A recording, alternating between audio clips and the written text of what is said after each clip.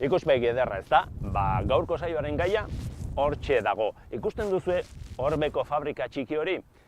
Soldaduran eta galdaragintzan aritzen da, beste milaka enpresa txiki bezala esango duzue. Baina hau mundu mailako instalazio zientifiko askoren hornitzailea da, tartean CERN partikula azeleragailu ospetsua. Baina galdaragintzan hain urruti iristeko erronka teknologiko ugari gainditu behar izan ditu. Nola? Horixe da orain ezagutuko duguna. Astera goaz!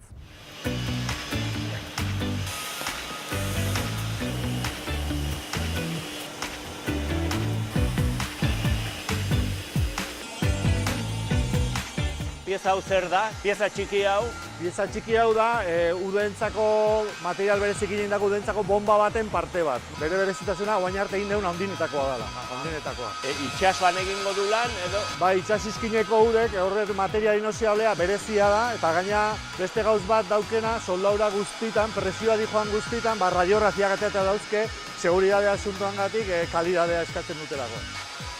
Zuretzat hau normala izango da, niretzat da harrigarria.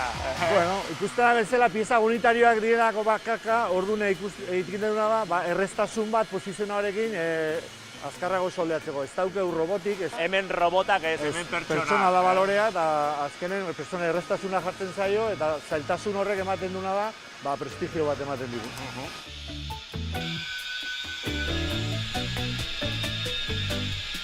Bueno, guain ikusten nahi geha hasiera da, baina pieza hauekin osatuko dana investigazio asunto baten odeiak analizatzeko aparato bat egingo dugu. Odeiak analizatzeko. Gauza bitxiak egiten dituztela. Guain ikusiko duguna hemen, kontainer berezi bat da. Hau honen berezitasuna da nuklear arloan lan egingo duela. Eta hau ere goi mailako lana esango dugu, ez da? Bai, azkenen hemen egiten dena da, gastatzen den konbustible hori hemen sartuko dituzte, hau itxi, honen berezitasuna da oso estanko izan behar dula, ez dago inongo dago fugaik egitzerik, azpi guztia dago forratuta berunez, ez irradiatzeko kanpokaldea, seguridadea asuntoan. Eta hau ere, pumpare azken pieza bat, ez da? Itxasoko ura pumpatzeko, zanduzu 20 metroko egitura bat. Betaurrekoak ditzaket... Hemen bai, geldi gote. Bamena badauke guen. Enpresa berezia zarete, ez da? Gure historia, enpresa familiarra izanik, 76. urtean hasi ziren, eta Tolosa inguruan papergintza zen fuertenetakoa, horri ere guandik ematen diogu, badauzkagu pieza papergintzako direnak, eta beti gauz bila berritzen, energia asuntoan beste arlo bat daukeu, hidraulika asuntoan, izango litzateke beste bat bienes de ekipo deritzaiona. Denari ematen diozu, ez da? Esaten den bezala. Eta gure importanteena, garrantzitsuena, zientzia arloan daudena. Aceleradores de partikulas, azkenen sinkotron, hori dena, hortan nahi geha guain buru belarri, hori da gure fuertea.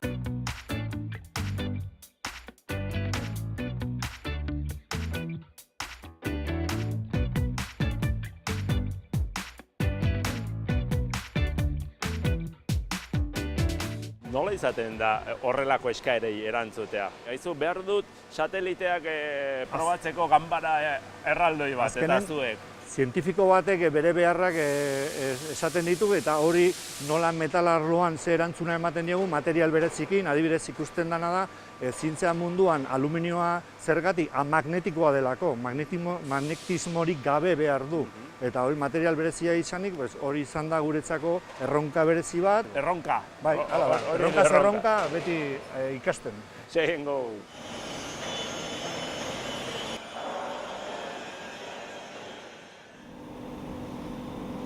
Orain arte pieza bereziak ikusi beditugu, hemen are bereziagoak, ez da? Bai, hau da bukaera, non ensaioak egiten diren, da hau hau zentro baten dijoa neutronika asuntoa, egingo den investigazio bateako, hau da blindaje berezi bat laserran bukaeran egiten dena. Mailaz igotzen ari gara. Eta hau da aluminiozko pieza bat, gari gestorea, lanketa guztia honekin duen, da nik uste zaituztet, pixkat esplikatuko dizu zertaz datzan.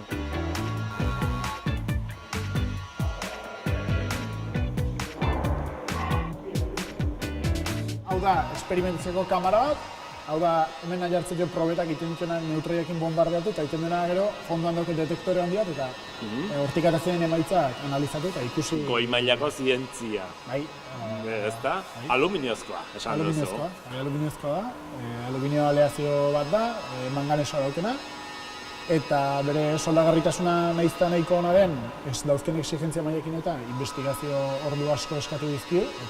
Hori da, ezta? Jose Juanek esan du hemen egiten duzuen lan bakoitzean ikasi egin duzuela, ezta? Zerbait, erronkak bata bestearen atzetik etortzen zaizkizuela, eskaeretan hemen ikasi behar izan duzuena, beraz, aluminio aleazioak nola soldatu, ezta? Hain zaila da, barkatu nire ezjakintasuna, hain zaila da hori? Bai, bastante komplikatu da olako exigentziakin soldatzea. Aluminio soldatzea berez ez da inkomplikatu, baina hemen eskatzen dio rekisitoak eta die oso estriktoak, azkenen gero utxunen dijoa, eta horrek eskatzen duena da, estankeidadea handi euki behar dola, hainbat proba desberdin behar zaizkio, eta demostratzea hain ongi soldatuta dola, ez da oso errexo. Orduan, bastante komplikatu da soldatzea. Bai. Eta zuek egin duzuena ikasi, baina dakienari galdetu, ez da? Bai, azkenen elkarlan bat sortu zen Tolosaldeko eskolakin, urte askotako harremana dauko beraiekin, eta gure beharrak eta beraien nahiak elkartuta proiektu bat atera ginen elkarrekin, aluminioan kondizio espezialetan soldatzeko. Oso hemen aparte gaude tailerretik, garbitasun handie behar delako soldatzeko, garbiketarako herramienta berezik erabili behar die, eta hori dena pixkat eskolakin elkarnaren investigatu. Gero emaitza balekoa izan da den, ez da? Hoxe eta gara. Ikus dezagun, ikerketa nola egin duten.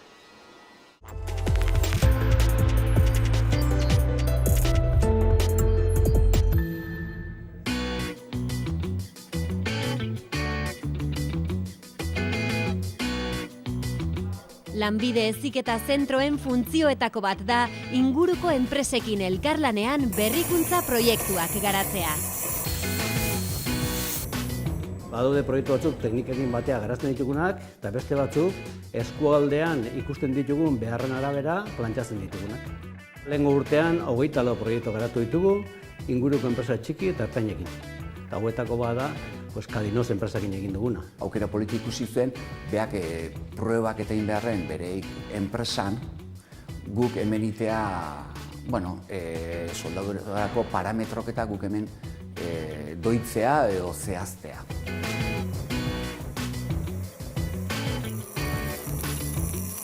Materiala aluminio aleazio bat. Neurria 10 eta 25 milimetroko txapak. Zehaztu beharreko parametroak, temperatura, atmosfera babesteko erabili behar den gas kombinazioa eta horren emaria, hezetasun maila, garbiketa, erronka, exigentzia handiko homologazio bat lortzea. Material soldatzeko horren beti hartu beharra daude, beti izan beharra da kontu ez, baina aluminioekin bereziki ez soldatzea zailegoa dalako baizik eta parametroidi agian arreta gehiago eman martzelako ez, eta da garbitasune alde batetik, ez? Soldatu behar duen ingurunean garbi egon behar du. Guk mekanizatu baldin badeu, hor sortu daitezken gelditu ahal izan dien txirbilek eta dena kendu beharra dau, ondo. Hezetasun maila ere kritikoa da. Material honi alumina izeneko geruza bat egiten zaio. Aluminio oxidoa da, eta hezetasun asko barneratzen badu, soldatzeko garaian poroak sor daitezke.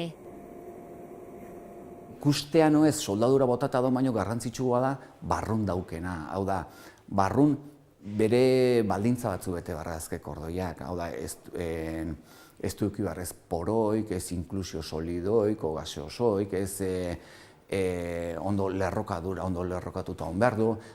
Eta bete behar ditun baldintza importantena die, soldadura gune horrek bete behar dula oinarrezko materialan propietate teknologiko, fisiko eta kimiko minimoki behintzat bete behar ditula. Soldatutako piezari begiz egiten zaio lehen ikuskapena. Batzuetan akatsak begibistan ikusten dira. Baina soldadura ez da kirurgia estetikoa. Bi piezatik bakar bat sortzea da helburua. Puntu guztietan propietate berdinak dituena, baita orbainean ere. Hori egiaztatzeko ospitaleetan ohikoak diren proba diagnostikoak egiten zaizkio, hala nola erradiografiak eta ekografiak.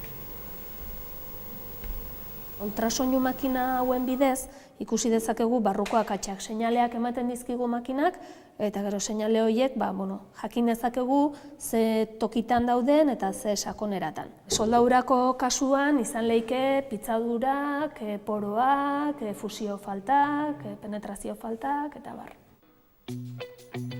Proba ez suntxikor hori ez gainera, trakzio eta tolestura entxeguak egin behar izan dituzte soldatutako piezekin. Behin eta berriz, parametro guztiak doitu eta helburu zuten emaitza lortu arte.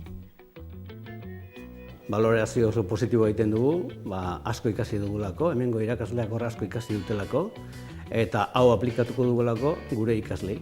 Hasierako formakuntzan aplikatuko dielago hor ikasi dugun guztia.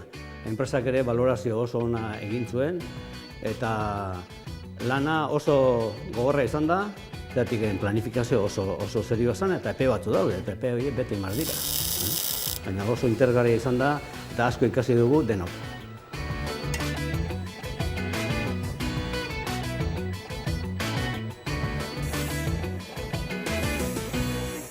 Ezagutza, gauzak ondo egiteko erabiltzen da, aplikatzen da, nola jakiten da. Hau pieza honek betetzen dituela baldintza guztiak, bezeroak eskatutako, hain zorrotz eskatutako baldintza guztiak. Fabrikazioan zehar hainbat ensaio desberdin dizkio, radiografiak, ultrasono egitea da, gero likidoak edo deitzen zaio, ikusteko soldadura superfizialki hori ongi daola, eta ondoren, mekanizatuta ondoren, mekanizatzea falta da, mekanizatuta ondoren, goduna da tapak jarri eta ustu, utxunea eragingo barrena, eta helioakin kanpotik ikusiko ez daola inolako fugarik barrenea, eta pieza behar bezain estankoa dela, eta beraiek klientek eskatzen joan estandarrak konplitzen dituela. Zertarako erabiliko dute? Bezeroek esan duzu saio berezi txamarrak egiteko baita ere, ezta? Ensaioak oso rango zabalekoak izaten dira, erabili dezakea kosmetikoak estudiatzetik, medikuntzarako medikamentu berrik edo zeluletako kantzeran kontrako analizisak egiteko, eta oso fin ugari eduki ditzazkete. Eta hori guztia belauntzako galdara gintza egiten duen enpresa batean, ezta? Pentsa, zehatzen duzen made in belauntza jartzen da. Azkenen izena hartzea mundu hortan oso garrantzitsua da, zientifikoak asko galaretzen delako kalitatea eta elkarren artean transferentzi asko daukea, industria munduekin konparatuta. Ondo lan egiten dute belauntzan, esango diete elkarri. Hori da. Eskerrik asko, Gare.